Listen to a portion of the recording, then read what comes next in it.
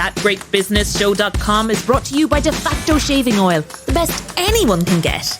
Made in Ireland, sold worldwide.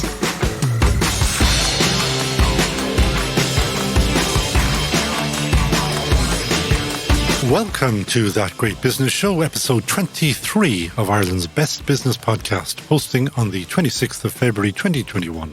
I am Conall O Móráin. This week on the world's only gender-balanced business show, we have surpassed ourselves with 3 great women-led businesses, along with another business led by a man and woman. All good. In a minute, we'll hear about a business making high-quality organic CBD and hemp products, that's cannabis extract to you and me, grown and manufactured in Ireland, heading for the European markets. We have a first-of-its-kind natural prenatal fertility supplement specially developed by an Irish company to help support female fertility. And COVID has changed the plans of a Carlow-based plant nursery for the better, and that includes one of our famous pivots. And for every student that was hoping that exams may be a thing of the past in a post-COVID world, well, sorry, a company called testreach.com has just dashed your dreams.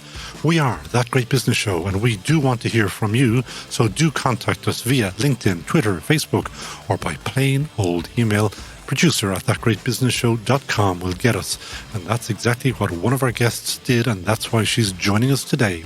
That Great Business Show is brought to you courtesy of De Facto, the all-natural Mayo-based shaving oil brand with world ambitions. Founder Tom Murphy is looking for top distributors of grooming products around the world to bring the world's best shaving oil to skin worldwide.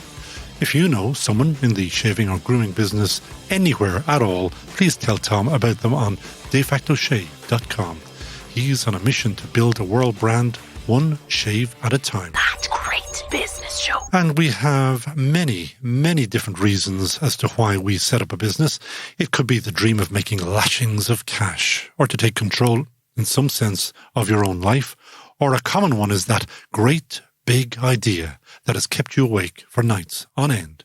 Which is ironic, because our first guest on That Great Business Show this week is Fergus Kerrigan, co-founder of Ethos CBD, one of whose big ideas is a cannabis-based product meant to help you sleep better. Fergus's business partner is Amy O'Flaherty, who was in media and content marketing, but COVID means she cannot join us today. A huge pity, as I love hearing the real banter between founders as I try to guess who's really the boss.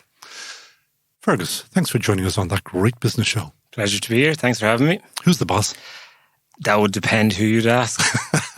Well, I'm asking you, and if you don't say Amy... I'll go with Amy. I think that's safer. Amy, I'm sorry you cannot join us today, but we would have had a bit of fun. You better tell the world about Ethos CBD. What's the legislation around CBD being a cannabis extract in Ireland at the moment? It's all changed. Yeah, it's all changed. It's sold in Ireland today as a food supplement, and you can find it mainly in your local pharmacies or health food stores. The regulation has been changing quite a lot over the last couple of years and is maturing well for those in the CBD industry. There's been some great rulings in the last 4 months even at European level by the European Commission, the European Court of Justice and the UN that says that CBD should be sold as a food supplement. It's not a narcotic. The World Health Organization have come out and said it's safe. So the regulation is going in the right way. But there is still some discrepancies at an Irish level with regulation. So we have 3 government or state bodies that have slightly differing rules on the law. So everyone, I think, in the industry is hopeful over the next year that we'll get on the one page. It's clear for everyone. And it's just better for the market in general. It is harsh, isn't it, that people are making difficulties around CBD? It is. But I can understand it as well. Like, it's a very new industry. Cannabis in general has a lot of negative connotations from the past. And it just takes time at a government level. The market accelerates quickly when people see opportunities, but it takes time for governments and rules to nearly follow with it. So they're a little bit behind at the moment, but I think there is a lot of work being done. The FSAI, the Food Safety Authority, they're the ones who, I suppose, govern CBD products in pharmacies and health food stores. And I think they are working very closely with the hemp bodies here in Ireland, and we have regular meetings with them. So people are starting to work together now for the better of the industry. You said the hemp bodies. Are there many? There are 2 at the moment, the Hemp Cooperative Ireland and then Hemp Federation Ireland. I think I'm getting that right. Is this the provisionals and the officials? Or Yeah. I'm new enough to the hemp bodies, probably a year in them. An outsider joining, you're like, why aren't we all just on the one page here? There may be reasons for that I don't want to get involved in. We've enough going on, so I don't want to play the political game. But yeah, I think everyone should be just working in the same for the benefit of each other, you know. Because there is the makings of a nice little business, not just for you, but for others. There is, both on the CBD side, also on the farming side, which is huge. Because you are buying your hemp from a Wicklow farmer. Yeah, so we've partnered up with a Wicklow farmer, Ed Hanbridge, who I've known for the last few years. He's taught me a lot about hemp, how to grow it, and he is someone who does your regular farming, sheep. I think he does beef as well, but is diversified into hemp. There's a few Irish farmers starting to do that now. But if we can create the markets, be it CBD, but like hemp has so many other uses, from bioplastics to fiber to clothing, you know. So if we, and I know like even in China, there's a huge demand now for hemp for clothing, for the fabric. So if we can create the markets, this could be a great strategy to diversify for Irish farmers and make some extra cash off their land. It really is lovely to hear that, because we are going back around in a circle. Ropes were made from hemp once upon a time. Clothes were made from hemp once upon a time. Thousands of years ago, hemp was being used. Then it got prohibition in the States. I think when people came back from the war, they started smoking cannabis, like weed, and then there was just a prohibition. Which war? I think it was at the end of the First World War. That's interesting. Then they prohibited cannabis in its entirety for like 70 or 80, 90 years. And hemp is part of the cannabis family. Now, it doesn't have the components that provide that high effect that people think of when they talk about weed.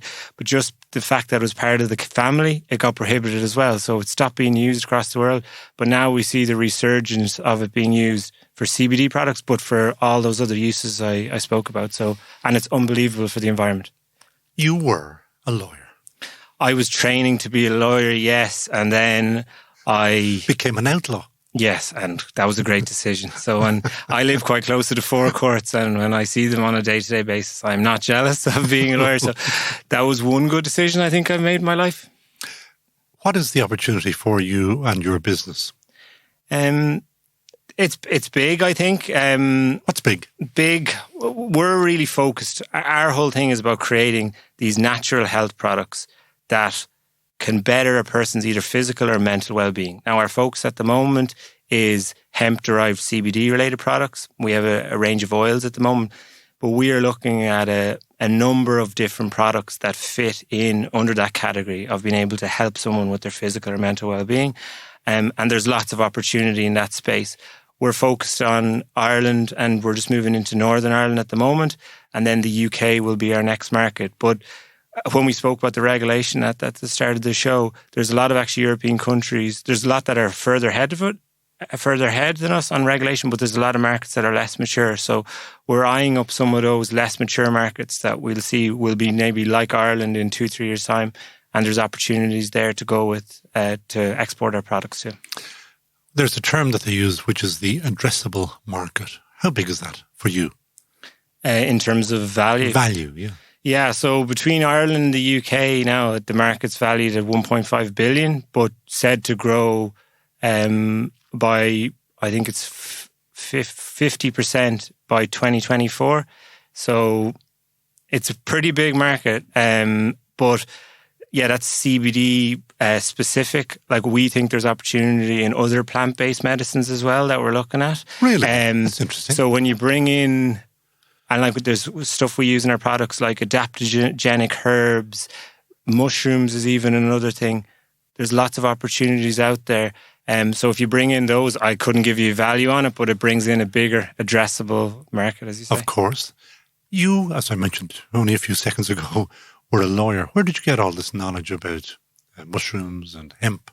Well, it all started with a curiosity, and for me, the business started because of my own health issues. About 2.5 years ago, went through a period, 9 months of really poor health, just constantly fatigued, migraines, and I went to the doctor, as we all do, and I went there, and like for all the wonders of doctors and traditional Western medicine, sometimes it doesn't work. So I was treated for my symptoms, which were migraines. So I got rounds and rounds of antibiotics, but it actually transpired I had a gut-related issue. So these antibiotics are making me sicker and sicker.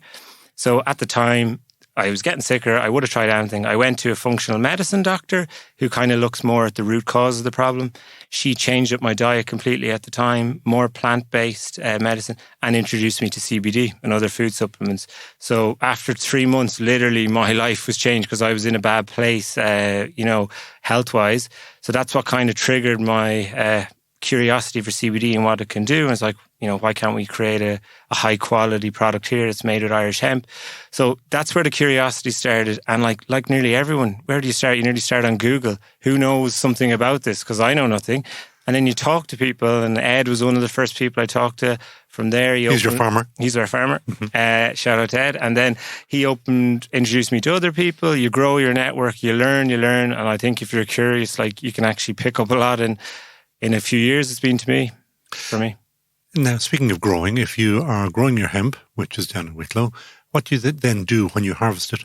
Yeah, so we'll harvest it in like August, September every year. You take that crop and then you extract the CBD from it. Oh, where do you do that? Yeah, we have a lab in Sandyford. So that's where we'll extract and then formulate each of the products. So we'll add those adaptogenic herbs that I spoke about. We also use essential oils, both to flavour the products, but also for their therapeutic properties as well. So that's where we do all that in Sandyford. That sounds like very precise type of manufacturing. It is. The extraction side, I suppose, is the precise type of it, precise part of it. Because you have to get a consistency. It's like alcohol. I shouldn't maybe mix the two ever. But, 40% proof. Everything has to be 40% exactly. proof. And in your case, your cannabis oil has to be... Exactly. It has to be the percentage that you say is on it. So we have a 4% and a 2%. So we will send our products to Eurofins, which is a big lab in the UK, who can test the cannabinoid content. So they'll tell you exactly what percentage of your CBD. And there's hundreds of other, CBD is called a cannabinoid. Basically, it's just a chemical molecule. But there's actually hundreds of others in the hemp plant. A lot of them are unresearched and not discovered, but it's all those together. So you'll send that to a lab, get it tested, and make sure that you have the right properties in the product. So it comes back here, and then you start your bottling, do you?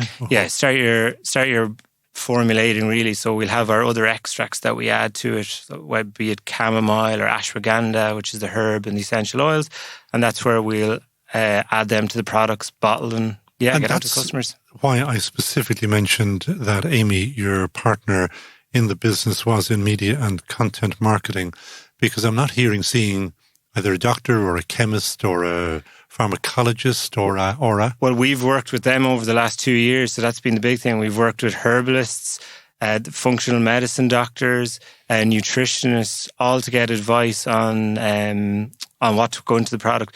And then we've worked with Ed, who's actually is an expert in the extraction side of things. So yeah, we've had all the right... we're not doctors by trade. We're learning a lot about the science things, but we've been strongly advised. Both that and the regulation is why it's taken us 2 years nearly to launch, because we were adamant on getting the right advice of what goes into the products, learning all the extraction side of things.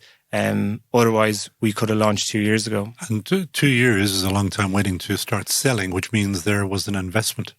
There was, yeah. We did a small seed, a decent sized just seed round to get us off the ground.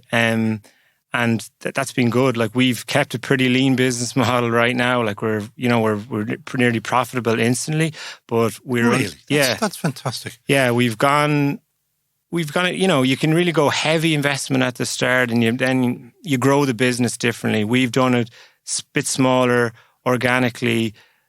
Go and kind of test the market. We're really seeing now the retention rate of our customers is going up literally day by day, which is great. That's the big metric we like to see, because we just know people are getting the benefits from it. But we know that if we want to scale and we want to compete, there's a lot of money coming into this market now. You'll have your big pharma coming in, so we'll know that we will need to raise more investment probably with this year. to take the business where we want to take it. More online, or are you distributing into pharmacies or into health food stores? Yeah, so we kicked off it online really, and we were grateful to be able to do that during the pandemic. And now since January, we've come on board with one distributor, hoping to have sign an agreement with another one in March in the next couple of weeks. And we've already, we're adding health foods and pharmacies week by week now, which is great. And then it has been a challenge that you can't meet people face to face in the selling side, I think. So hopefully that will kind of accelerate once we can get on the road now. Just the two of you? There's two others now that have joined kind of on the fulfillment side, and another someone helping support Amy on the marketing and branding side, and then plenty of family help wherever you can get it, cheap labour. And hours worked. How many hours a day are you working? I'm working more hours a day than I did when I was a lawyer, but it doesn't feel like that. I was reading, and I don't believe it, obviously, in, I think, the Sunday Business Post last week, one of these kind of super macho businessmen claiming that he works 20 hours a week. Now, we work hard, but 20 hours a week is the height of bull.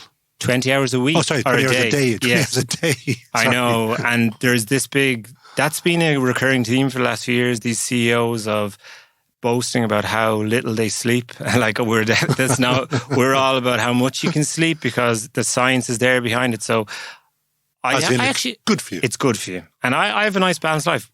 The big difference from when I was working in the corporate world or as a lawyer is there's no Monday to Friday. But as I said, I enjoy every minute of it. So it doesn't really I feel liberated even though you're probably working longer. And your first export market, because you mentioned it, is into Northern Ireland. Has that started? It's just kicked off with our first two retailers, and we're talking to a distributor up there. But we've actually got a bit of traction from some direct retailers there. So it's literally kicked off in the last week, very fresh.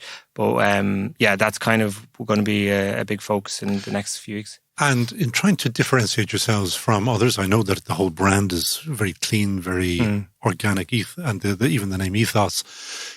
You mentioned that Big Pharma is going to come in. Big Pharma is going to come in and eat your lunch and your breakfast and probably your tea as well. Yeah, they're going to try, I suppose. We're aware of that. Does that not keep you awake at night? It does. Yeah, of course it does. That's the challenge of it. But I think people connect with brands. They connect with genuine stories, and that can be more powerful. I've seen even in the States, there's the brands with huge money, but you just know there's no substance behind it. They're the ones that aren't performing as well as the ones with a story. There's quality behind it. There's actually a bit of love gone into the products.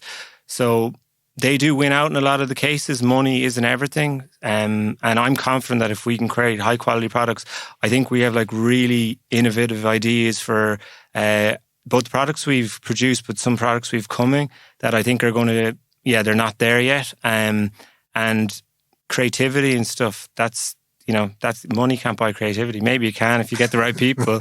Money can help us get a better team, but there's a lot more than money. So it keeps me awake at night, but it's good, keeps you on your toes. Well, you and Amy have now joined Team GBS, that great business show. What can we, the team, do for you? Well, one thing I suppose me and Amy are always looking for is good mentors, because just people who've kind of been there and done it. We're new to business. We don't have all the answers. So if there's anyone probably in the consumer goods space that we could learn from, we'd always love to network. I think you should talk to Tom Murphy, the boss of De Facto Shave, because he has been in the industry for a long time. I'll talk to Tom, and I'll thank Tom for this present he's given us here.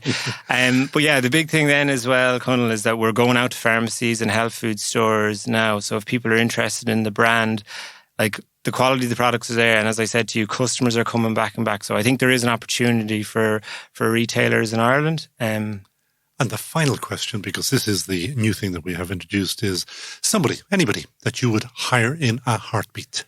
Yeah, there's probably two powerhouses that come to mind, Jeff Bezos and Derek Kerrigan, who's my dad. This is becoming a theme, because last week we had two people saying I heard that as well, and I was like, I can't say my dad, but in fairness to him, Is he in business? Was he in business? He is, yeah. He's an entrepreneur as well. But if there's a problem to be solved, he's the man to solve it. If he can't solve it himself, he'll find the right guy. So there's your mentor. Yeah, he is a mentor. Jeff Bezos would probably bring a little bit more vision and cash.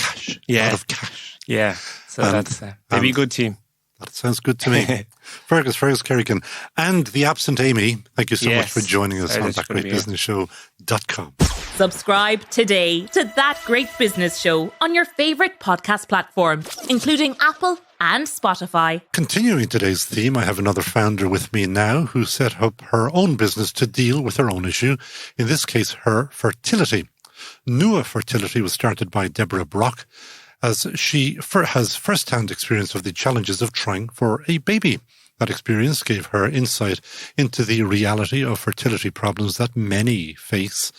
Her search for solutions grounded in science led to the importance of nutrition for fertility and the amazing world of the microbiome and microbes and how they are a key determinant to fertility health. Deborah, Nua Fertility founder and CEO, welcome to That Great Business Show.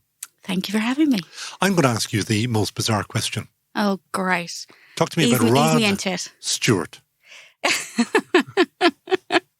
I think that's my comments when I'm trying to explain to people about male infertility or male fertility. I was listening to a podcast by you, and when you mentioned the Rod Steward image, I just resonated. I get that. So explain from the very beginning for our male listeners. Yeah, I think even if I go back a little bit, one of the things that we're brought up to believe is that you will, you'll have a baby, that it naturally will happen, that you will touch a guy and you will get pregnant. This is just it. It's such an Irish thing. And throughout school, you were always taught how to avoid something, not necessarily how to actually achieve something. And it's the same for men. Mostly, I suppose, a lot of the time when we talk about fertility, we think of women and we think immediately that it's a female issue. But actually, when we look at fertility or infertility, it's actually 40% a male issue and 40% a female issue, and 20% is unknown. So it's an equal disease. And I suppose for me, because we went through the struggles, and like I said, you grow up thinking, I got married, I was lucky, I met my soulmate and thought, my path is going to continue in that blissful, beautiful way. And it didn't. We were thrown into this world of infertility, thrown into this world of unknown and with doctors. And I say this all the time. I was and my husband, he will be the exact same. We were very passive patients. And when we were told we couldn't get pregnant, we were told quite bluntly, you will not get pregnant naturally. And then at the same time, the doctor proceeded to say to me, everything looks great, Deborah, you're great. And turned to my husband, well, it's your issue. And that's how it was delivered to my husband, which meant that he switched off for a full year. And he'll admit it now, it was a very male thing for him because he felt like his manhood was attacked. It wasn't really explained. And then the delivery of the message to get that news that, you are not going to give your wife who you love the one thing in the world that, you both want. So unlike Rod Steward. Yes. Because Rod Steward, the point about Rod Steward is he has many babies by many wives or girlfriends or partners. It's at his later age, I think, as well. That we make the comparison that guys maybe think that they have all this time on their hands and that there isn't actually going to be an issue. But actually age does come into play with male and male fertility. And if we think about it in the last 40 years, what the research is now really indicating is that male sperm count has dropped by 50%. Now, that's a shocking statistic. I don't want it to be a scary statistic, but it is a statistic that make you think, hey, hang on a minute. There may be issues with my sperm count or motility or morphology. It's so basically the shape or how they swim and or how many you have. So for us, I guess at Nua Fertility, it's really important we talk about fertility health. And we talk about future fertility, because I wish I was told at 27 that we would have been thrust into the difficulties and the challenges and had to go down the IVF. Well, for us, it was ICSI, which is to do with sperm. And if I had been told that a bit earlier, I definitely would have armed myself with information. I would have been more informed about what I could do, what the choices I could make. Because for us, when we went through it, as I was saying earlier, we were so passive that we just looked at the doctors and thought, yes, they're miracle workers. They know exactly what they're doing. You know, the usual Irish thing. Yeah, we looked at them. You're nodding your head at me. And we didn't do anything. Like, we walked away. And I guess after 3 failed cycles, and not to talk about the monetary value of what that costs as well, because in Ireland... It is chunky. Oh, yeah. Well, we don't have any supports here. There's no state supports for this. So you would think that we would have learned a lesson and really understood and did something differently. No. So by our 4th round, we suddenly, it was like this, I say it all the time, a light bulb moment went off and went, okay, we actually have a really big role to play in our fertility. And we changed our lifestyle. We looked at our nutrition. We looked at, like, nobody mentioned to my husband about smoking. He was still smoking. And we looked, our diet, what exercise we were or weren't doing. And we changed clinics. And we met the most progressive doctor. And what I mean progressive was she listened. She actually said, okay, guys, I call it now, it's like a fertility jigsaw. Every piece of that puzzle needs to come together to get that fuller picture. So you need to get that full picture of your fertility health. So for us, that was just really important. But the benefit, two of the upsides. Mm-hmm. One is you now have an almost 9-year-old daughter. Yep. And the other one is that you have a business. Yes. So let us talk. We are the business show. Yes. We're not the fertility show. We could be. That great fertility show. Yes, I like the sound of that. What's the business? And what have you done with it? You've been at it for 3.5 years? 3.5 to 4 years, yeah. Okay. Yeah. I suppose for me, because I'll really quickly go into it. I always worked with people and communities. So that's in my heart. So when we went through our own struggles, doing something to support others who are going through their own challenges and struggles is where it would have always sat with me. And I'm nosy. I am absolutely nosy or curious. Join my club. Yeah, that's kind of, look, we've got a family of 5. You kind of have to be when you grow up like that. So I would have researched quite a lot when it came to myself and Mark through our fertility. And from that, I stumbled on the microbiome and was suddenly like, hang on a minute, why isn't anybody talking about this connected to your fertility? Because when I realized that the surface size of your GI tract is the same as a tennis court, it just logically think about that inside your body. Of course, that has an effect or a knock-on effect on your overall well-being and everything else. So that made me really explore that further. Quickly moving on, went to APC Microbiome, amazing scientists, and started... What is APC Microbiome? So APC Microbiome are one of the world's most renowned research centres based in Cork. Microbiologists who are looking at the microbiome, looking at good and bad bacteria. They're just phenomenal, like absolutely phenomenal. So I approached them about this connection between the gut microbiome and also the vaginal microbiome, and now we also have the male reproductive microbiome. That's another day's work. But so we just started exploring then that idea of this connector and it led then into product development. It just kind of slowly moved that way. And at that point, it was myself later on, and it ended up developing, and we've produced and so formulated and manufactured our own fertility supplement, but with a microbiome focus. But you had no background at all in that whole business. No, but I'm a researcher, right? So I'm constantly trying to connect the dots. But you're not a researcher in matters, or weren't in matters scientific, or matters gut, or matters like that? No, but I guess for me, because I had my own challenges and experiences and I had those difficulties, I wanted to solve a problem. And because I'm curious or nosy or a researcher, that led me to continuously do that. And then I approached the people who are the experts. That's the whole point, approach those who know what they're doing and work with them. And that's what happened. And it was a really, honestly, that's the way that things moved on. And then I guess I was really lucky that I banged on a few doors to get our product manufactured. And so How difficult was that? The difficulty in it was a case of just believing in yourself, picking up the phone and talking, and then pretending I had a bigger team behind me was as they say. Fake it till you make it. Yeah, I did a lot of that. Yeah. I absolutely Everybody did. in business does that. I've learned that now, which is great to know. But it was a really good It's a really good process, I suppose, for me as well, though. So the company that we ended up working with, who are manufacturing products, are based in Denmark, and now they were actually taken over by an American company. So they're a really, really big player, a really big global player on this platform.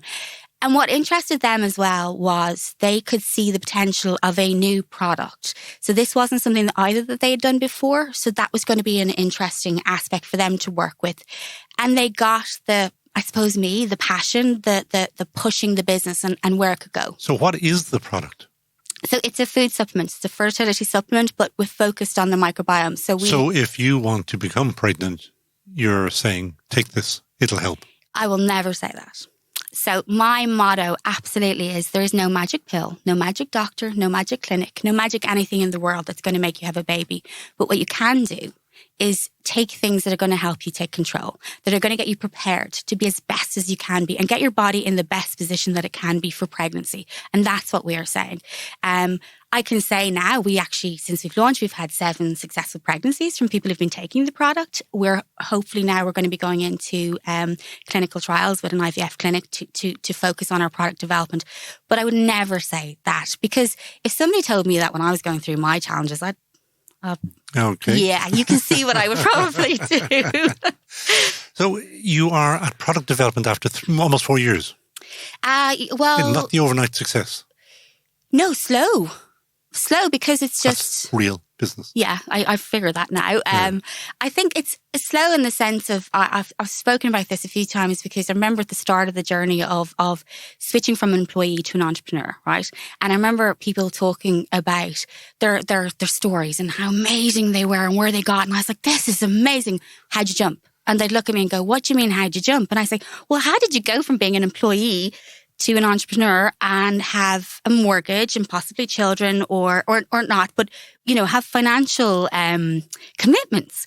Oh, well, it was, and you never really got a straight answer from anybody because it wasn't a straight road. So for me, it was that case of, I also was in a job that I absolutely loved. I was in a very senior management position. I had a team of 11 who were just fantastic. I worked with communities around supporting them. So leaving that, to move into another passion area was great. But I was lucky enough to get into the New Frontiers program, which was an amazing support to me. It absolutely gave me that first launching pad, which I think people, need. And for those who don't know, the New Frontiers, that is an EI supported. It's an Enterprise Ireland, supported program, and it's run through the technical universities. So I did it in Blanchardstown, and they partner with Tala. And what would you have learned there, and what was the benefit for you there?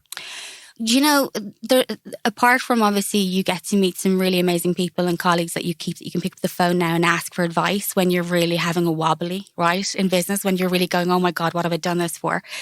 One of the main things, you go through the other aspects of, from marketing to other business areas that I wasn't in, that wasn't my area of expertise prior to this. But what I really learned very much so was around the market research, really understanding your market, really knowing your customer. And I used to think that I was a bit of a fake, that whole thing that people feel they're fake, because I came from this not-for-profit world into this business world. And suddenly I realized it's actually still all about people. It's all about customers. But they're all fake. Oh, no. But, and I got that, and I loved that. Like we really are trying to understand our customer as well. So suddenly I went, God, I can do this. I know what this is about. So it was it's a confidence booster. It gives you those early day skills. And all of that research would have told you what your potential addressable market is, or the value of it. How big a market is it? Oh, well, in value. Do you know, I'll do it not in value and numbers. I do it more in Ireland alone. We have 1 in 6 couples suffer from infertility. It's heading towards 1 in 4. In the UK, it's 1 in 6. In China, it's 1 in 8. So globally, it's 1 in 8. This is a huge, huge problem, like a massive problem. So it is a very large market. How do you measure infertility if somebody is trying for a baby, say for a half a year or a year, and nothing's happening? Is that infertility, or is there a time when you say, well, look, you've been at it for 2 years or 3 years or 5 years? Where's the point where you say there's an infertility issue, or the other one is just its nature? Yeah, no, I mean, the medical doctors would say if you are under 35 and you've been trying for over a year, then you should go and get some support. Okay. So over a year, under 35. Over 35, if you've been trying for 6 months and nothing's happening, you should go and get some supports and talk. And supports don't necessarily mean that you jump straight into an IVF clinic, right? Supports mean that you go talk to your GP, you get those local tests done, you check your AMH level, you get the sperm test done. Like that's, usually people think that has to go in. I'm laughing. You check your AMH levels. Now, if I were to ask you 3.5 years ago what your AMH levels are, would you have known? Please don't say you would have, because that ruins my little story. Well, then will I be quiet? Well, 3.5 years ago, I was thrown into it. Think about it. I'm 10 years plus. Well, sorry. So okay, I should have said. Before, not a chance. Yeah. Now, I might have slightly heard my sister. She's a midwife and a nurse, right? So I'd hear her talking about different things. But it's to do with your egg reserve, and for females specifically to look at that. But I think you got your story. I'll just no. You've answered my thing. Now is that it is because we don't use acronyms. You see, no, and your egg reserve, yes, and that's actually better to say. And you're so right. My husband gives that to me all the time and says that I do that. I use acronyms all the time, like throwaway comments. But it's really important to get those early days tests done, specifically. But also, I think what I would say to couples as well, or if you're on your own, is it doesn't happen the way we were told it would happen. It doesn't automatically happen. For every 100 couples, 80 of them will be pregnant in a year.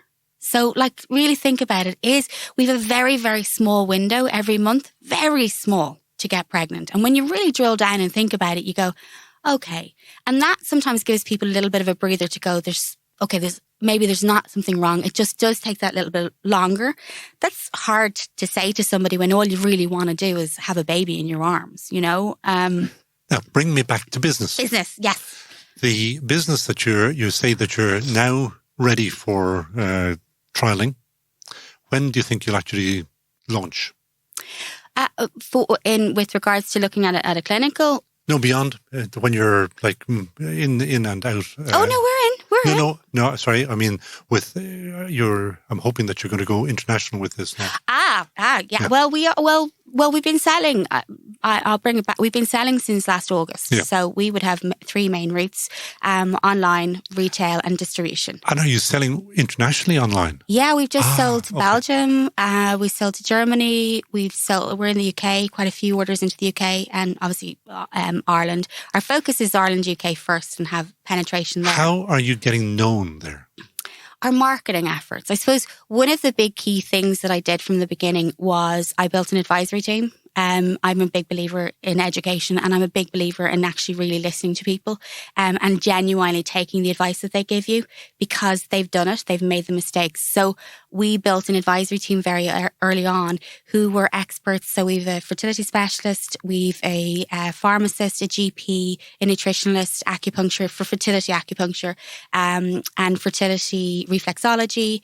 And it's phenomenal because they become your champions. They become your ambassadors for Nua Fertility, and that's been working exceptionally well. But how's that helping you? Did you say into Belgium, for example? Well, actually, Belgium came because a friend of mine did a Ryan Tubridy show, and I'd asked her to write a blog for our website about her story, because I really think the importance of telling your story. So she did, and then she got asked onto the Ryan Tubridy show. She mentioned us on the Ryan Tubridy show. The person who was listening was in Belgium, and ordered within 15 minutes of listening to, and she only mentioned our name. We weren't actually on it. So that in itself is extremely powerful. But I suppose where we're going as well is, we secured a distributor here in Ireland. We have a distributor in Northern Ireland. We just secured our distributor for the UK last week, and we're in late talks now with a distributor for Australia, China. Happy days. Happy. We've global ambition. It's never been small from the beginning, because we know where we can go, and we know where the challenges are for people. Funding, yeah. That's the interesting part, isn't it? It seems to attract a lot of attention, yes. Yeah. Have you got funding? Since the beginning, apart from our own bootstrapping, some family and friends funding, great state support we got from the local Leo. Our Wicklow Leo were amazing. Well done, Wicklow Leo. They've been huge supporters. Yeah, and the National Enterprise Week is coming up now in March. So if people are listening, it's really well worth having a look at what's been offered in your local area, because they've been really big champions of us. I'm doing something for Leo up in Donegal, actually, for the National Enterprise Brilliant. Week, so I'm looking forward to that. It really is a fantastic week. I think so. Anybody who wants to get into business should just go down, just smell, touch, feel, just talk to people, just say, oh yeah, I could do that. Absolutely. And you should exhaust all those avenues first. Mm-hmm. So exhaust as much as you can get from them, which is what we've done. So we've exhausted that. So our next stage is to look at Enterprise Ireland potentially and investors. So we are now going to be looking for a seed round. How much? 500,000. So that's, it's not. Yeah. It's not inconsiderable. Absolutely not. And I think we've got some very exciting products. We're launching our male product now in the summer, and we have another 7 products in the pipeline. So, and we've potentially very nice, lucrative markets that are there. Vast. Vast, yeah. And I really mean, China, just to say China, you say, whoa, yep. I know, and I don't say it well. Again, China is huge, and not just from the size, but with regards to the fertility issues that are there. But I suppose it's realistic for us around China is because we are talking to a distributor who's been a great mentor to me for the last 2.5 years. So this is a very real opportunity, and they see the real opportunity. It's just about making sure that we approach this in a measured approach. I'm very big on that. I don't know if anyone else in their businesses, you run a mile and then you bring yourself back down to reality and you ground yourself and you go, whoa, whoa, whoa, whoa, whoa, whoa, whoa. You go, how many people have we got? Who's on the team? Have we got the resources? Have we got the capacity? What's the market entry like? What are the regulations like? What's the language like? What's the cultural difference like? You have to weigh all of these aspects out before we do anything. So I am very measured about it, and we have been from the beginning. And I think that's why I feel we've been very successful to this point in what we were doing. We work hard, and I have a really strong team behind us who are just as passionate about this area of fertility health, and you can't buy that. Speaking of a team, who would you hire in a heartbeat to join your team? I would honestly hire my daughter in a heartbeat. So that's a new one. Yeah. So Ella is 9. Ella. And well done, my Ella. daughter Ella in the last year has told me how I can make money. Bring in a puppy, because everybody loves puppies, Mum. That's the best thing to do. She has wanting to have her own YouTube channel. She's gone away. She's come back to me, pitched to me what her YouTube channel would be like, the concept, how she was going to make money from it. This is my 9-year-old. She also she's coming up with a hair product. Because we have, I need one of those. Yeah. And do you know what though about Ella is that she knows that you have to work hard to get something. She knows that you don't get handed something. She's got a really lovely heart. And she's very kind. And I think they're really good qualities. And she's honest. She can explain what we do to somebody in a heartbeat, and there's nothing behind it. It's just pure honesty. And I think that's what I want in our team. I think honesty. We'll say, Ella, you're hired. Oh, yeah. Absolutely. So anybody who wants to give you money will find you where? Anybody who wants to, we are looking for investment, but we are also looking for people who are the same, who are like us, who will have the skill sets that we don't have. Who's going to bring something more than money. I know that may sound so... That's called, but it's, smart money, wise money. Yes, yeah. And I think that's what we need, and we will learn from that, and that's what we'd like to do. So if you are, our website is www.nuafertility.com, and I'm Deborah at nuafertility.com. And if there is anyone else who's listening as well who have any difficulties or challenges, we just landed our first clinic last week, IVF clinic. Yes, thank you. And they're a brand new clinic, and they're amazing. So we've got a lot of resources and supports and others that we can connect you with people. So do come onto our website and have a look. And it is Nua, N-U-A. Nua Fertility. Good. That is Deborah Brock. Deborah, thank you so much for joining Team GBS, and we are out there batting for you from now on. Thank you so much. You're listening to That Great Business Show. ThatGreatBusinessShow.com. We had Joe Brown from Joe Brown Skincare, a fantastic entrepreneur from Hackettstown in County Carlow, on That Great Business Show a few weeks back. Whatever it is in the water in Hackettstown, well, it's thrown up another great little business. I was particularly keen to have Katrina Cullen of Cullen Garden Nurseries on the show to prove that the system does work. I've said it before, I'll say it again, that we do get an awful lot of requests to come on to Ireland's Best Business Podcast, so we do ask for your patience. However, Katrina was more persistent, and it was clear she's beyond proud of her family business and that she deserves to have her story told. Katrina, welcome to That Great Business Show. Why did you contact us? I contacted you, Conall, because it's all in the name. It is That Great Business Show, and I feel that we are a great business and worthy of a spot. Katrina, you will be welcome back anytime. Hopefully. You just keep saying that, reciting that, and I and the team will love you so much. Tell us about the business. So, Cullen Nurseries, we are growers and suppliers of native trees and hedging. We are based in Hackettstown, County Carlow, and you're right, there's something in the water, but there's also something in the air. It's that fresh mountainy air. Business was started 25 years ago by my husband, Robert. He had done horticulture in Multifarnham. Robert has actually never worked for anybody else. He's always been self-employed. And very shortly after taking on the mantle of self-employment, he took his father into the business with him, and the two of them went about landscaping gardens. They had always grown their own produce. Peter has been a forestry man for years, all his life. And they started to sell what was left over. So if there was stuff left over, they'd sell that out to other customers. And the business just grew from there. In 2009, we were very lucky that we were able to buy land in a recession, which was a great achievement, I think. And we started to grow homegrown trees and hedging, native bare root trees and hedging on our land in Ballasalla. We're sitting right under a beautiful place called Eagle Hill. We're under Mount Leinster. We see Schliewee in Wexford and Lugnaquilly in Wicklow. So we're right in the heart of the countryside. I left my job in 2019. What was the job? I was a quality control manager in a local abattoir. So I had spent 10 years in that role. Were you happy to get out? I was happy for the change, but at the same time, I was very good at my job and I was very comfortable in my job, and they were a good company to work for. They were very understanding of the struggle for working mammies. So they were very understanding for that, but I was good at my job. I'd spent a long time carving out a career. And what madness made you leave permanent and pensionable or, steady income? Robert had been at me for a couple of years that the nursery could sustain the two of us, but I was afraid. I have to say fear. And I know now that fear is false evidence appearing realistic, but we had a small family at the time. We've 3 young boys.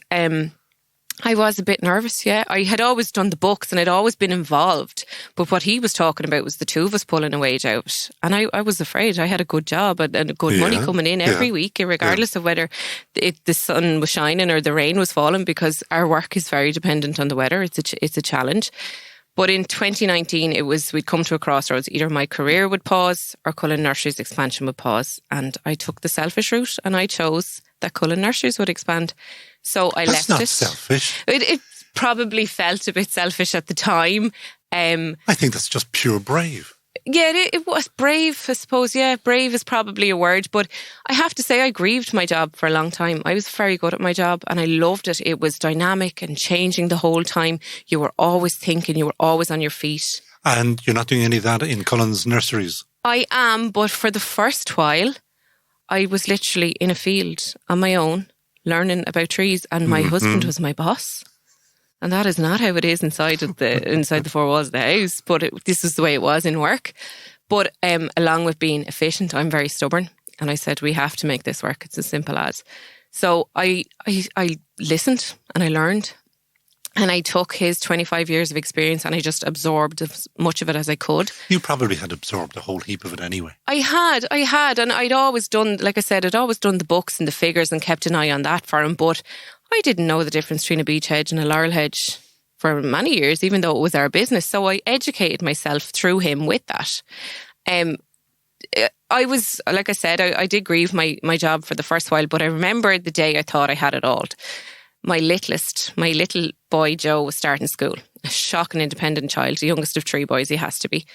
And I dropped him to school and I was the one at the school gate. And I hadn't had that for years because of my job. And he came down the school gate, shoved his school bag or whatever at me. He put his little hand in mine and I said, "How was your day?" And he said, "Grand." And every day it was grand, but every day he held my hand. So I considered the trade was fair. It was so low, especially when it's your last. Moments that you can never ever buy or give back. Yes. Or yep. And the other 2 were still in school for an hour later. So I had that hour with him and I didn't have that with the other 2. When they had started school first, was somebody else doing the school run. Is Joe your favourite? No, he's not my favourite. I love them all individually. I love them all. They all have separate traits of both Robert and I. And daddy says. Yes, they do. Yeah. But it's just because he was so independent and it was such a special time. And I knew then I'd made the right decision. I had that work-life balance that all parents crave. Not all get to that point. It is tough. It's a tough business. It is a tough business. And then... You mentioned the weather. Yeah, the weather. Yeah, you can't control the weather. What does it feel like when you're standing in, a force 6 or force 7 and wind and rain going where it shouldn't? Well, you see, even this year we had it like there was 2 storms. I think it was Frances and Emma. And Emma was supposed to do damage and she didn't. So then we got cocky and we thought, sure, Frances would be grand. And Frances wasn't grand. And like that knocks you. And it like nobody realises the time and the effort that goes into what we do, and getting a plant from a baby plant that we line in, that we mind as best we can to lift out of the ground to sell.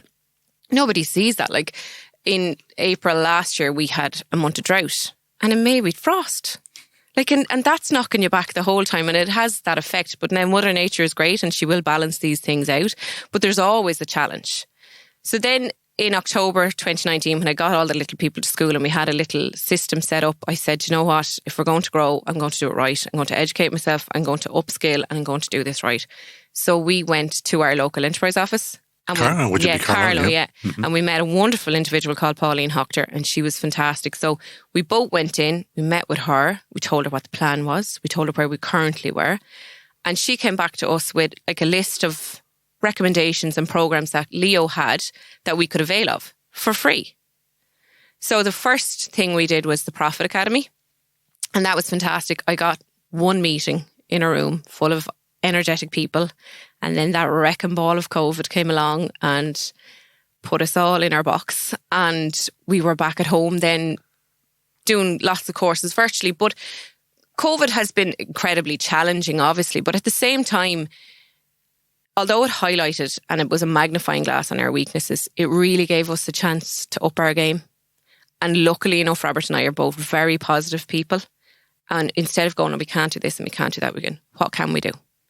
And at the time, gardening was taking off massive. And digital media was taking off massive. And we were like, let's get ourselves prepped. So it had always been our intention to get a website, but that was something down there, like that was in there. I was sure, what do you plan in 5 years' time? And was like, oh, we'll have a website.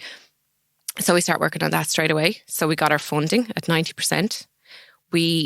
That's the one that too many people do not take. I know, it's amazing. It's nuts. And you know what, we have a second one.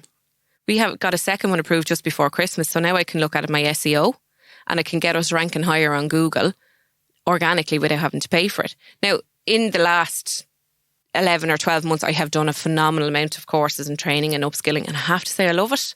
And what you were telling me was that you're not just stuck with Carlo, Leo. No, I look around because I'm homeschooling now. When I say homeschooling, it's, struggling to homeschool. They're getting back to school soon. Yeah, they're going back to school soon. I have to look around at what suits my agenda and what suits my timescale. So I looked around to the likes of Laois and Fingal and Waterford and Wexford and all these places. And like I've done Twitter through Wexford or through Waterford. I'm doing a great QQI in digital marketing through Fingal.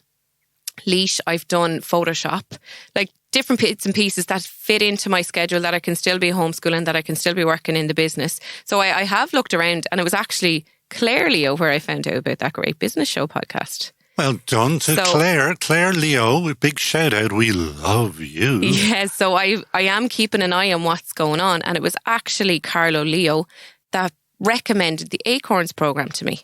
Tell me about the Acorns Program. Acorns Program. I can't speak highly enough of the Acorns Program. To be accepted, first of all, I think is a great achievement personally.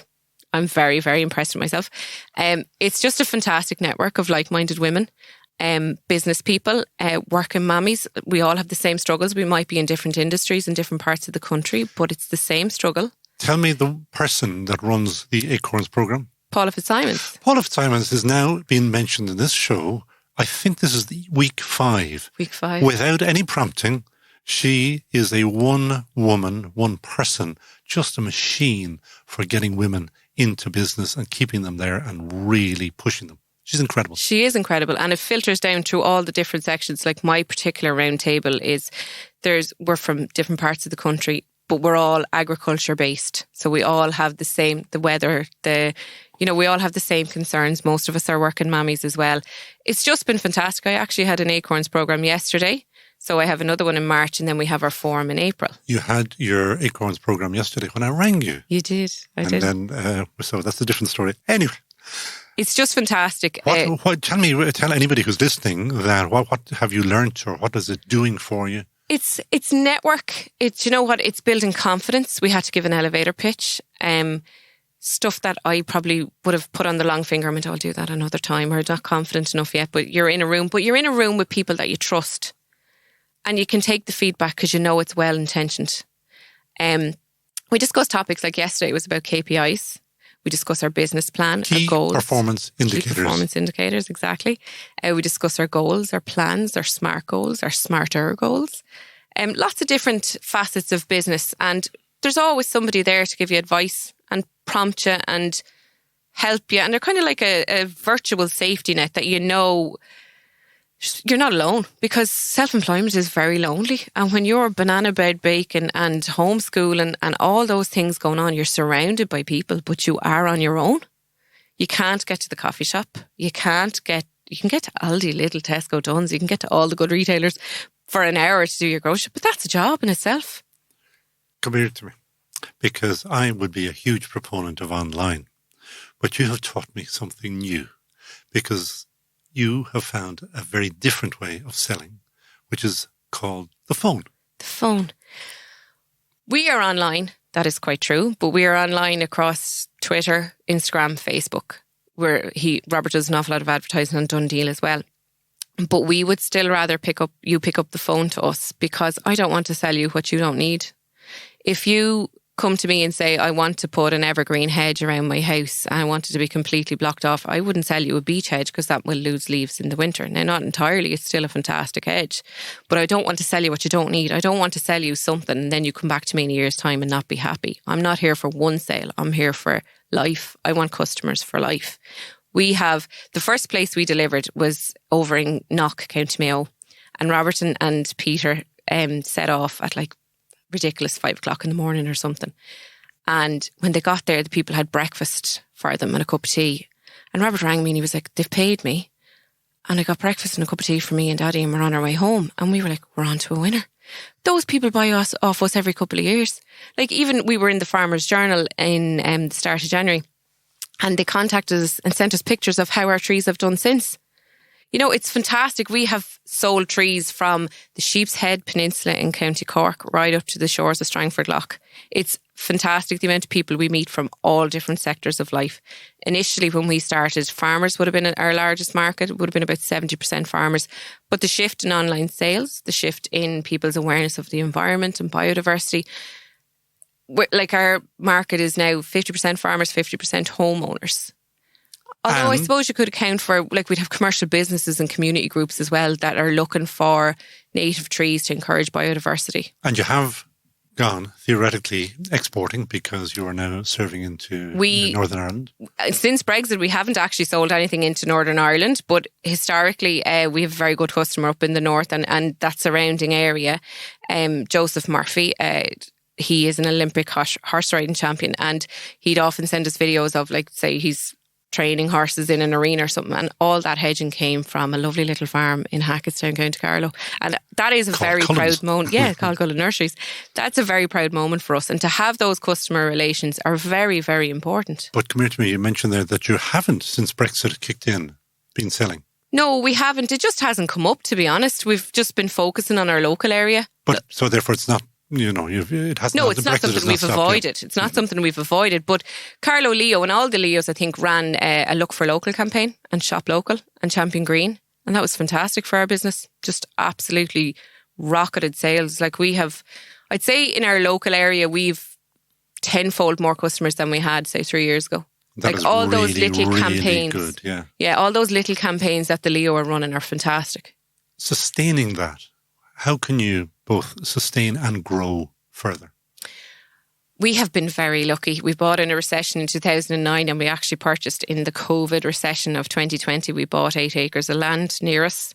So that will take our nursery. We currently own 11 acres and nursery is on about 6, and he keeps cattle as a little hobby on 5 acres. But now she's just thrown her eyes to heaven. I don't really know what that means, but if he spent as much time talking to me as he does to them, I know. Look, they're a hobby, and he loves it. And it's he grew up in a town. He used to keep pet sheep, pet lambs in the backyard. His mammy used to feed the pet lambs for them when they were in school. So he's always had agriculture in his blood. And I wouldn't mind Conall. He wasn't a farmer when I married him, and it was one of the reasons I did marry him. And the ink was not dry on the marriage papers when my father said, if you got yourself a herd number, I'd sell you a few cattle cheap. And my father's a sheep farmer. I hate sheep. I spent years in the wrong gap. I tell everybody this. So then all of a sudden we were farmers. So we're combining horticulture and agriculture to make a living. But to sustain and to grow the nursery, what are you going to do? We bought the 8 acres of land, so it'll take us from 6 acres of nursery to possibly 14 acres in the next couple of years. So that's the plan. And is that chunky in terms of what your output is? That does that transform the business? It will transform the business. See, our plants are cyclical, so what we will start lining in, the process of lining in March 2021. But those plants won't be for sale until November 22 or possibly later. We'll have a bigger plant called a root ball laurel that could be 3 or 4 years in the ground. The bigger they are, the more money you can make on them, obviously.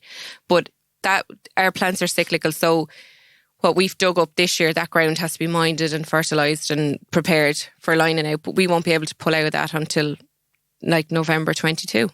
So we have that challenge as well. It's cyclical, and we have to rotate land, and we have to have enough space to be able to do that. Can you go international? Can we go international? The market is there. There's certainly a market in England for it. It's not something that we've investigated. It's not something that we're working towards yet. But maybe there's a Leo's course. I'm sure there is, and I'll be certainly looking into it once I get these little people back to school. There's certainly a market there for Irish, definitely. We're a Department of Agriculture approved nursery as well, so that's a string to our bow. That should open up the EU to you as well, I yes, presume. hopefully. Yeah, it's Germans, definitely French, potential. Yeah. Definitely. Come here to me. We'll have to wrap up. But before you do, who would you hire in a heartbeat? I'm going to say 2 people in a heartbeat, Irish and international. I'm going with Amy Huberman. Okay. Just love Amy Huberman, her positivity. I think she's great crack, great banter. I could totally see her and I having like the banter in work. And internationally, Kamala Harris. She's just fantastic, breaking barriers, just shining a light for women all over the world. What you should do is try to get in contact with Ms. Harris and see whether you could plant some of your nursery trees in the White House, or I don't know where the... I could plant them in Ireland for her for when her and Joe come over, couldn't I? Yeah. We could certainly invite them. It'd be a good idea. There's going to be a lot of... Plus, she's a great dancer. I think she would take on the Jerusalem challenge. I think her, Amy and I would take over the horticultural world. I think we'd be a dream team. Katrina Cullen of Cullen Nurseries, thank you so much for joining us on That Great Business Show. And thank you so much for going onto the website, getting in contact, persisting with it. Persisting, exactly, yeah. Because you did persist. Determined. Yeah, she got me every which way. But we're delighted. I had a plan. We are delighted to have had you on That Great Business Show. Thank you very much. It's all go, le cuirsaí gno on thatgreatbusinessshow.com. That Great Business Show is brought to you courtesy of De Facto, the all-natural, Mayo-based shaving oil brand with world ambitions. Founder Tom Murphy is looking for top distributors of grooming products around the world to bring the world's best shaving oil to skin worldwide. If you know someone in the shaving or grooming business anywhere at all, please tell Tom about them on defactoshave.com. He's on a mission to build a world brand, one shave at a time. That Great Business Show. Luella Morton got the itch. She had a hugely successful career in the IT industry for many years, but she still got the itch. The itch to set up her own business, that is, and that's what she did. Her company that she co-founded 5 years ago is Test Reach, currently based at Nova UCD, part of the UCD Research and Innovation Unit. What caught my eye was this cloud-based exam platform must have been a major beneficiary of the COVID lockdown worldwide, particularly as they say they can provide any assessment online. It covers everything from simple tests and feedback surveys through to formal high-stake exams, they're the important ones, with multiple paper variants. Luella Morton, welcome to thatgreatbusinessshow.com. Thank you so much, Conall. It's lovely to be here. Have you cured the itch? Oh, that's a great question. And I dread to think what curing the itch actually means. But certainly from a business perspective, I'm really enjoying running a business. I'd have to say it's just everything I dreamed it would be. I've never been one for taking... Late nights, worry, digestive problems... But you had a proper job once. Oh, I did, yeah. Quite a number of them, actually. Yes. And I really enjoyed them. I've always been in the tech industry. You know, my background is computer science in Trinity. And since then, I've always been a kind of gadget freak. You know, I love all the technology, figuring around things. And I'd have to say that, I really enjoyed it all. And but the more experience that I got, the more I kind of, I guess, found it difficult to... I really enjoyed making the decisions, and I didn't enjoy when the decision was handed to me on a plate and just told, go and do it. I liked to be involved early in the process and not being given the wrong decision, perhaps. It took me possibly 20 years to figure that one out, is that I didn't really like being told how to do things. And I don't know whether that's a madness or an arrogance or a whatever, but that is part of the itch. Yeah, it definitely is. And it's the freedom you have of knowing, you basically have enough rope to hang yourself, and it's your head is on the line. You make the decisions and you have to live with the consequences. So it does give you freedom, but it also gives that risk, I guess. I love learning things on That Great Business Show. And one of the things that you have already off air taught me is when formal exams started. Yes. The first formal exams were actually run over 3,000 years ago, and it was back in China, and it was to enter the civil service. And back in those days, it was your traditional kind of pen and paper, but the upshot of cheating was a lot more harsh. I do remember this part. Yeah, in that if you were caught cheating, both the candidate who was cheating and the invigilator were both put to death. So there was a big issue with cheating. Okay, I think I might go back to the book, so... Yeah, exactly. It's not something you'd want to do. And out of that came, and it just continued, up to the point how did this business come into your head and your co-founder? You better name your co-founder. Yes, exactly. Well, it was Sheena Bainey and myself a number of years ago really started looking into this. And I think the original idea came really from, I had been working in the Educational Technology Centre for maybe, the last 25 years or so. And, I had seen simple assessments being rolled out, multiple choice quizzes, that type of thing. And I had a few organisations talking about, could we run these over a Skype call? So, because we want to make sure they don't look up the answers. And that kind of started me thinking about, hold on one second, that makes a lot of sense, being able to do things remotely. Because I think, the demand for qualifications has never been higher, because if you are better qualified, statistics show that you will get paid more on average, and you'll also be there's less chance you'll be unemployed. So there's huge demand for it. Now, when you look at how you get a qualification, you do the learning, and then the traditional method is you pass one or more exams. Now, if you look at learning, there's loads of ways of scaling learning. E-learning started off as a bit of a kind of PowerPoint on steroids, but now it's far more effective. You have immersive learning, you have virtual reality, you've got virtual classrooms. There's loads of mechanisms there that people really effectively learn remotely. But we still have this thing of, okay, now the exam. And, you come along to a test centre, you take a day off work and you have to sit there with the pen and paper. It's almost like, going through all the steps to buy a watch on Amazon and being told you have to drive to Cork to get it. It's that kind of craziness. So it did make me think. At the time, I kind of looked at, is there any other technology? And I found there was a couple of US providers providing solutions in the university market. And when I had a look at it, being a technologist, I was a bit kind of disappointed with what I saw. And I just thought... You thought they were rubbish. I did a bit. And there was a lot of room for improvement, let's say. And I discussed it with Sheena, and from there, we, took it and kind of did a kind of a proof of concept and a few other things. You hadn't set up at this stage, you hadn't? No, this was all pre... So are you sitting there with a cup of tea, bottle of wine or something and chatting away, or...? I tell you exactly what it is. About 6 or 7 different colours of Post-its, and sitting on a couch with a big white wall in front of us and putting up the requirement, not the solution, but more the requirement. You need to be able to run exams. You need the security. You need this. You need that. You need that. And putting them all in different colours and mapping out it was an MVP, a minimum viable product.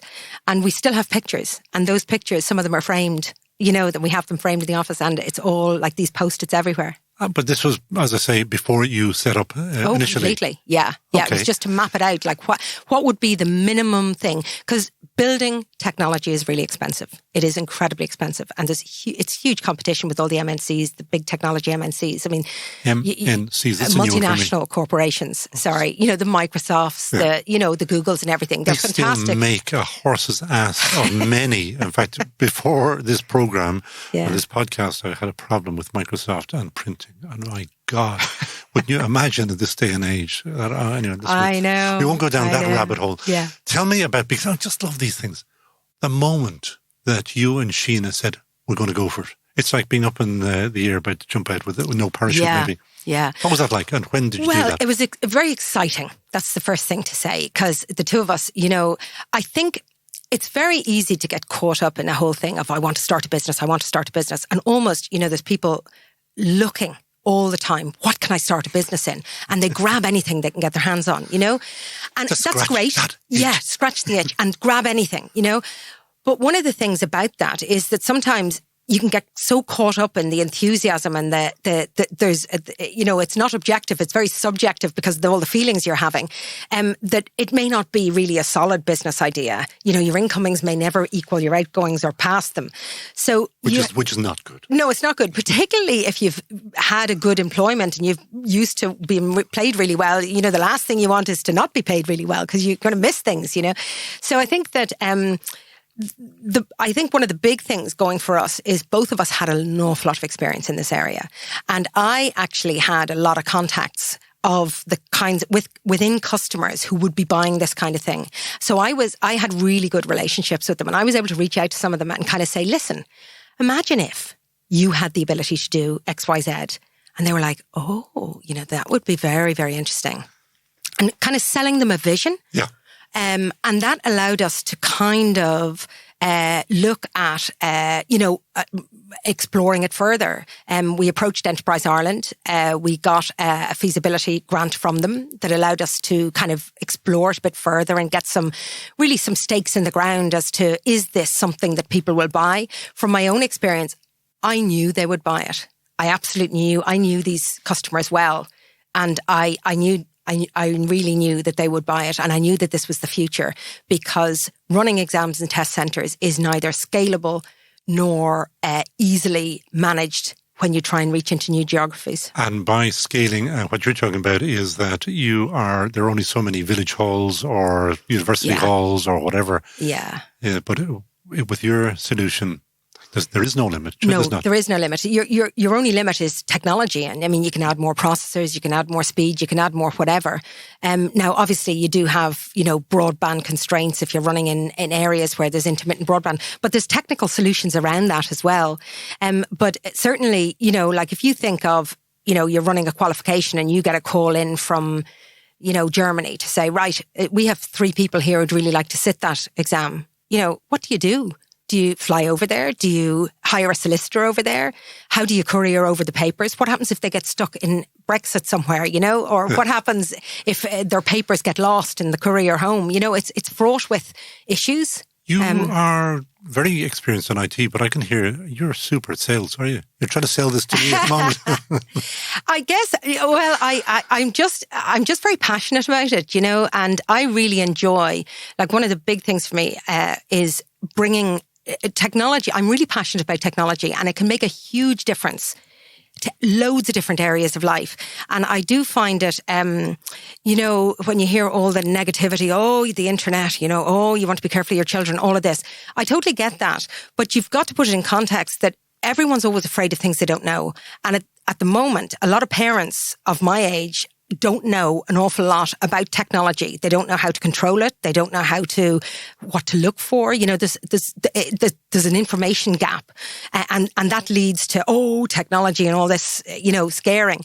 But I think that, you know, the benefits still will go onto their Facebook pages. Oh, absolutely. So that doesn't really it doesn't really stop, does it? No.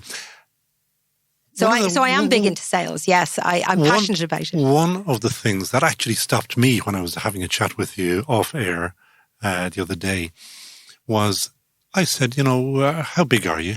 How big is the company? I was amazed. How big is the company? Well, we have around 60 or 70 employees at this stage. And then hang on a second now. Here's my pen dropping. Yeah.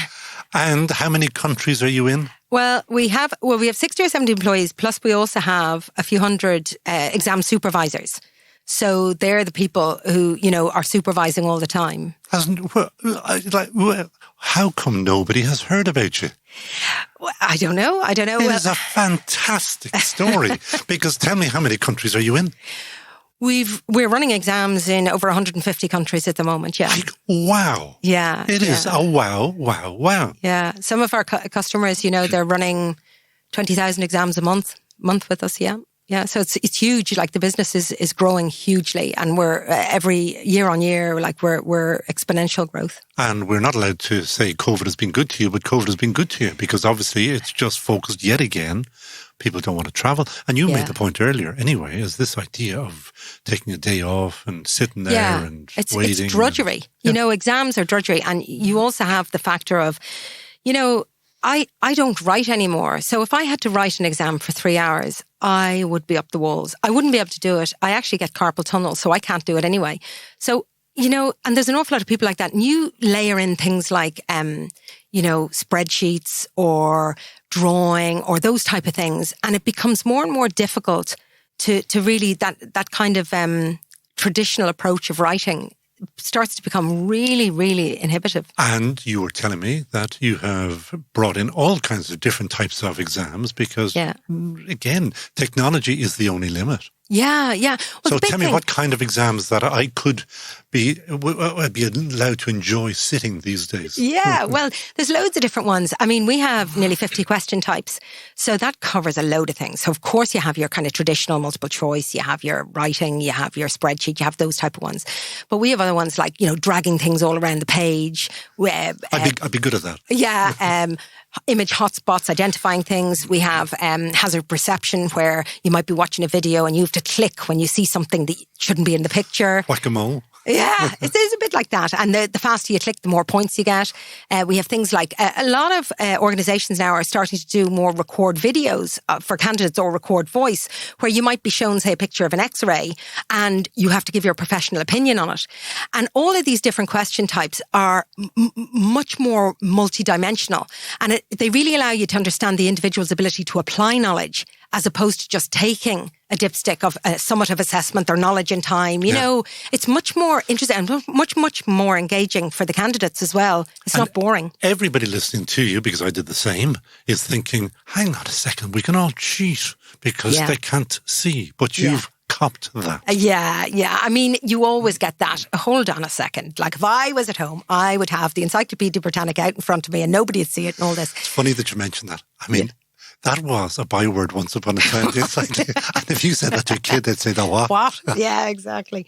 So there's all sorts of notions when people first hear about, you know, because the actual concept is, you know, instead of you presenting at a test centre in the traditional manner to sit your exam, you just need a computer and an internet connection. And when you take the exam, we watch over you via video, audio and remote screen share. So we can see you, we can hear you, and we can also see your screen. Now, it's very upfront and personal. I mean, we're only 1.5 feet away from you. So if you start looking down to the left, the supervisor will challenge and they'll ask, you know, hello, I noticed you keep looking down to the left. Would you mind panning the camera down there? Would you mind telling me what you're looking at? You know, so... Does that happen often? I wouldn't say we run a lot of professional exams. We run a lot of very high stakes medical exams, accountancy exams, all sorts of exams. And people have a lot at stake. I mean, if they're caught doing something suspicious, there's an awful lot to lose. So you don't tend to see it.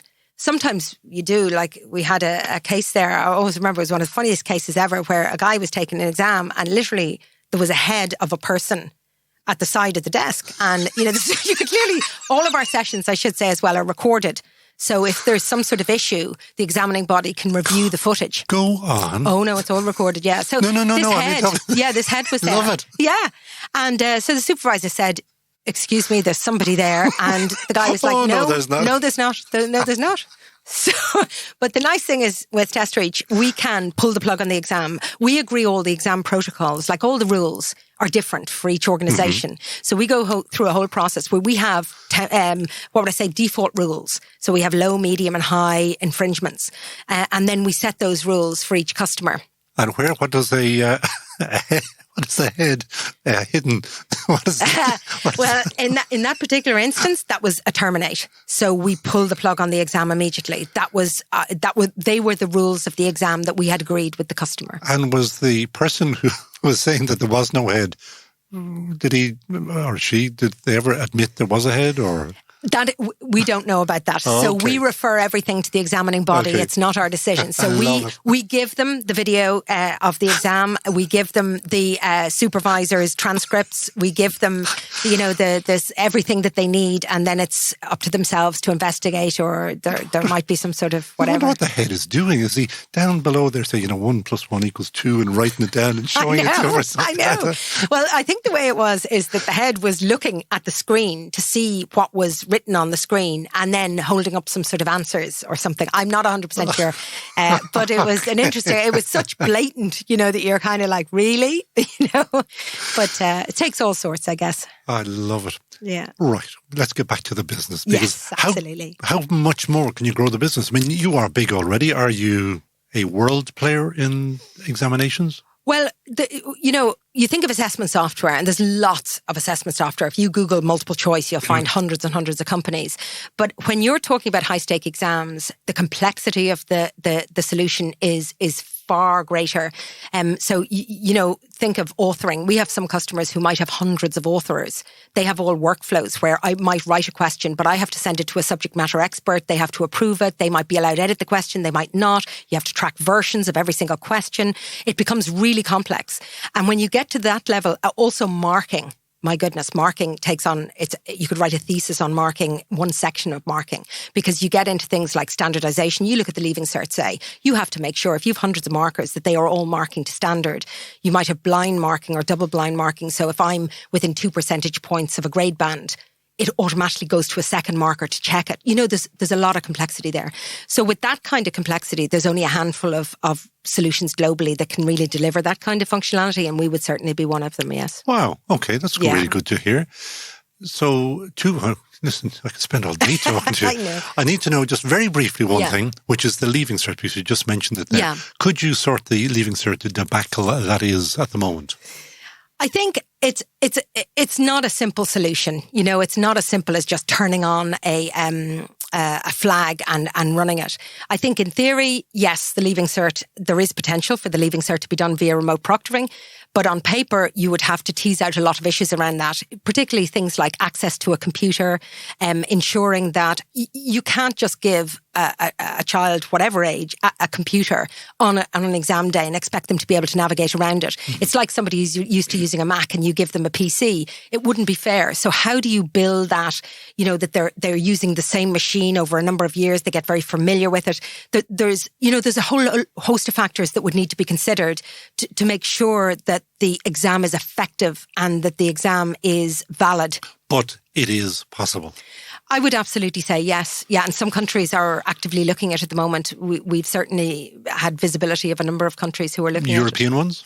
The one I'm thinking about is not European, no. But I don't think it's a matter of if. I think it's a matter of when. I would have thought so, I think there will be some element of it. But I also do think, to be honest, I know I'm in the exams business. I am not in favour of summative exams as being the be-all and end-all. Summative assessment is where you take a course and then there's an exam at the end of it. I think it is not reflective of a person's true abilities and can have the impact of, particularly in a child, Llewellyn, crushing them. I got through exams. There's hope for everybody. I know. So I'm all in favour of them. They work for me. I know. I still want to know how big the company can grow. You're at 70 at the moment, you say? Yeah, we're just under 70, yeah. And you don't need funding? No, we don't. Does that mean you're profitable? Yes, we are, yeah. Yeah, I think... What is it about profit in Irish people? They seem to have an allergic reaction to it, you know? You've just gone, I don't want to talk about that. I guess, I'm old school. I believe that ultimately you have to have your incomings greater than your outgoings. That's the bottom line, or else it's not a sustainable business. Now, really, there's two ways you can start a business. You can immediately go out and look for seed funding, and there's an awful lot of investment options out there. And I'm not saying that, they're right or they're wrong, but they are different, and they are very different. And if you go down a road of, I'm going to get funding and I'm going to buy my sales and then I'm going to continue, there is, for want of a better word, there is a bit of a pyramid scheme going on there, because if you're always running at a loss, you need to fill that loss, and you will stress all the time about where's the money coming from. I've hired all these people now, the revenue hasn't caught up, etc., etc. Tesla, the world's largest, I think, by value car company, still hasn't turned a penny. So, I shouldn't say that, actually. It isn't, Yeah. return on investment. Yeah, but I think that the thing is, though, some companies absolutely succeed. Like, you look at Twitter, they never had any kind of revenue model, and look at the value of them, But there's, and that's absolutely a valid way to go. You can look at it, but you just need to, caveat emptor, you need to be really careful about what you're getting into, because you're typically getting into institutional investors, you're getting into term sheets. You may be the CEO now, but you won't be in 3 years' time if you do something wrong. And also, so many founders get diluted out of it, and that is the truth, isn't it? That is the horrible truth. And the horrible truth is that, if you're starting a business and you go down a road where your incomings aren't going to be greater than your outgoings, you're going to be reliant on third parties or funding or something. And you may get into a situation where, you are just, a pawn and things kind of overtake you. Give me your 30 seconds, because we are tight on time. Your Yes. 30 seconds on mentors, because I thought this was really interesting. We're big fans of mentors. Yeah. Well, I really like mentors. I think there's two things I'd say. The first thing is, you just need to be careful on the mentors you get, because a lot of people have a lot of ideas, and a lot of them are very valid, but they may not be the right idea for your business. And certainly I know we're successful, so we get contacted by an awful lot of people offering to do, mentor us and all of this type of thing.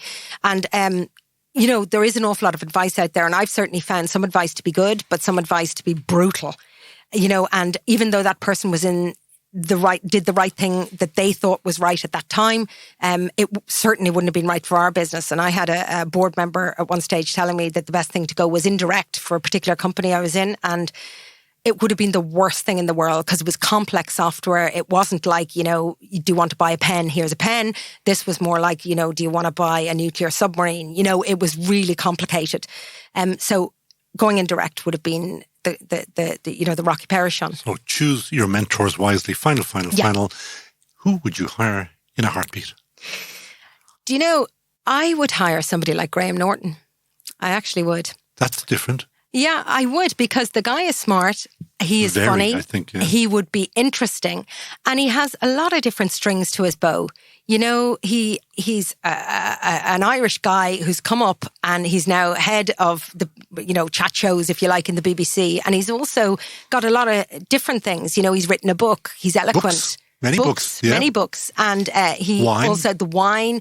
And I just think, and he sits on the biggest chat show in Britain, drinking his wine. There we go. Product placement, I think it's called. Yeah, and I also think that, that kind of person, particularly if you're starting a business, it is so important to have people who just have nous and who have skills in different areas. Because if you are very, centered on, and problem solvers, that guy thinks on his feet an awful lot. You can see, like, he knows about his subjects, the people, his guests, and he's able to, interact with them. And that doesn't come by accident. I mean, he's done his homework. And I think, it's almost like the swan going along where the feet are going nuts underneath. And that's the kind of people who I really like, or can add a lot of benefits, certainly in the early stages, because they can do loads of different things and think on their feet. We will contact him and ask him to become either a mentor or some add-on. Yeah.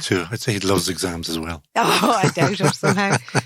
Listen, it is fascinating. What a company. What a fantastic success. Thank you. Llewellyn, I should have talked to you as well about why Nova and lots of good things like that. But why Nova? Oh, well, it's a fantastic base and the facilities there are really, really good. This is UCD, yeah, absolutely. It's Nexus, actually, we're in. So Nova is kind of the early incubation, and then Nexus is really where you sprout wings. And corporations well, like it yours. is. There's much bigger companies there's a range of companies, I should say, in Nexus. But, they have fantastic facilities there, a really good network for, say, if you want to do any research through the university.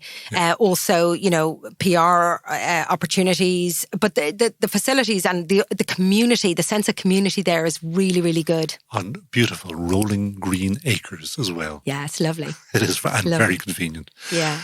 Llewellyn Móráin, co-founder of testreach.com. Thank you so much for joining us on That Great Business Show. And that is it from That Great Business Show, episode 23.